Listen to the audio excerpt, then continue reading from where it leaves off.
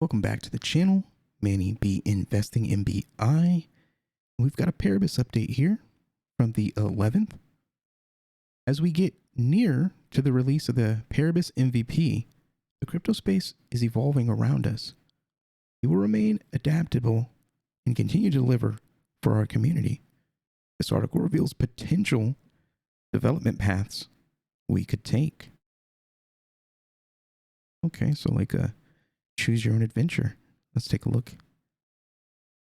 Now we got to catch up on Milkomeda or Milkomeda. This team just doesn't stop working, no rest. And will PBX migrate over to Cardano, native token, and be added to Sunday Swap, Mulsi Swap? Agree, stay the course. Cardano congestion is really bad. The plan you have makes sense. Let's Milkomeda work out their issues and wait until Hydra is released after some patches. I can agree with that. Lots of feedback on this one.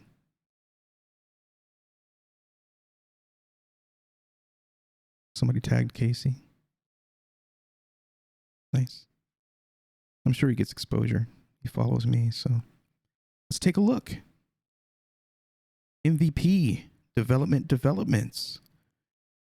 As each week draws us closer to the launch of our minimum valuable product, MVP, it also brings other projects closer to completion, and that can have some interesting knock-on effects.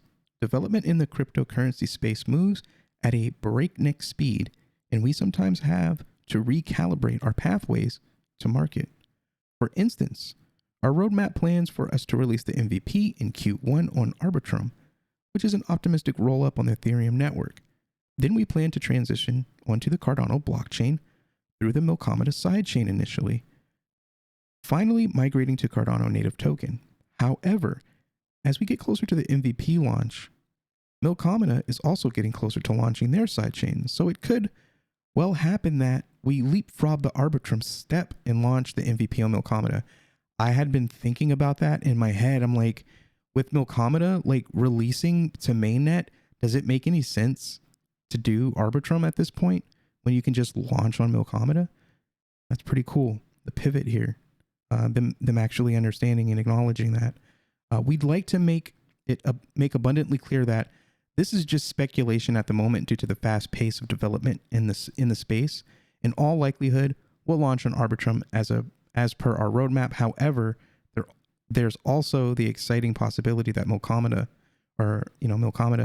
may be ready in time for our MVP. Due to this potential acceleration of our options, we thought we'd take some time to compare the two different approaches that Arbitrum and Milkomeda offer Paribus. So yeah, I was blown away by how fast Sebastian and DC Spark have developed Milkomeda and have it ready to launch on mainnet. Sorry. For those of you who have some experience in transactions on Ethereum, you'll be all too painfully aware that how expensive they can be. This is because the network can only process 15 to 25 transactions per second, and the intensive processing power required to validate each block of transactions makes it expensive. You have congestion and reduced economies of scale, leading to some transactions costing upwards of $200 in gas fees alone. This is where optimistic rollups like Arbitrum step in to ease the load and reduce the cost. Arbitrum is known as a layer 2 or L2 solution. The base layer, in this case Ethereum, is known as the layer 1, L1. L2 solutions enable Ethereum virtual machines or EVMs, smart contracts to run outside of the Ethereum chain, but still be secured by it. They operate in a virtual sandbox area where the smart contract can execute and the final outcome can be checked before being written into the base Ethereum layer. Essentially, this allows the majority of the processing to occur off-chain and only be written to the Ethereum chain when it's complete. By batching many transactions together, it also reduces the congestion of the chain.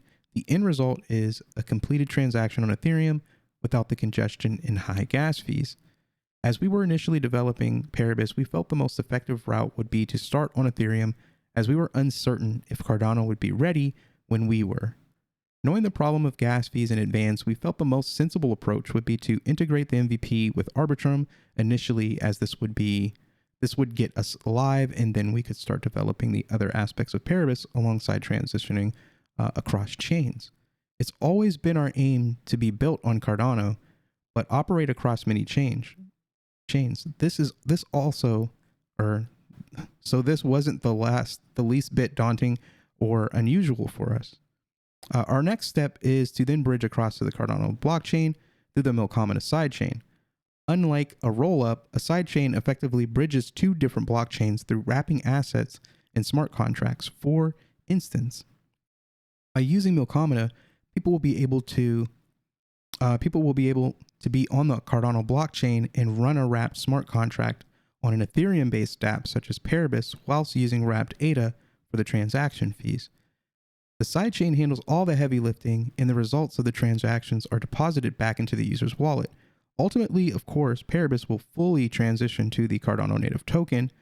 There are just the steps to bridge the gap between it starting out on Ethereum and moving to Cardano, by which time many of the network congestion issues on Cardano will hopefully be resolved. For those who are familiar with the current network congestion on Cardano, you'll understand this approach makes the most sense. This way, we can do our best to ensure the speed and security of the user experience throughout all stages of the journey onto Cardano and beyond. So Cardano's got network congestion issues. Right now, it's starting to kind of go away just because the popularity of using Sunday Swap is kind of gone. But it was 90 plus nonstop for days and days and days, actually like a week and a half or more. Now it's not super bad, but you still don't want the network to be at 80% load 24/7. So this is, that's what they're talking about. Right now, Milkomina is on the verge of launching, so we'll have to wait and see what happens over the next few weeks. If things look promising, we may be able to skip the Arbitrum step in time for the MVP launch. Either way, we hope this explanation helps everyone in the community understand a bit more about our roadmap and how it's a constant work in progress due to the shifting sands of the Cardano ecosystem and crypto space.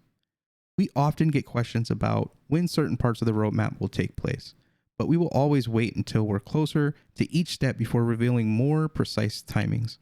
It's simply due to the nature of the leading edge technology that things can change quickly. So we need a flexible approach to adapt and to take the best advantage of the latest developments. Rest assured, we work tirelessly, not only on the technical side of Paribus, but also on the community engagement and communication side. Usually, as soon as we know something for certain, we let everyone know within days and sometimes hours. So stay tuned for more exciting developments ahead. Nice. I like this. And kind of going back to the Twitter posts, people seem to agree. I'm not even going to click that. It's always spam.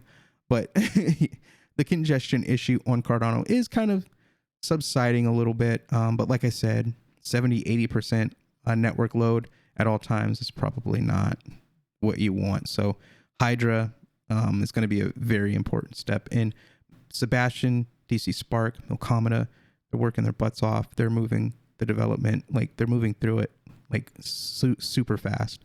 Very shocking. Milkomina is getting ready to launch on mainnet. I was shocked as well that they were able to just move so fast. So I was kind of thinking do we need Arbitrum if Milkomina is going to be up on mainnet? So with Arbitrum, you're going to have to pay transaction fees on Ethereum to move your tokens through the router. And then you're going to have to pay those transaction fees again when you're done with the Arbitrum MVP.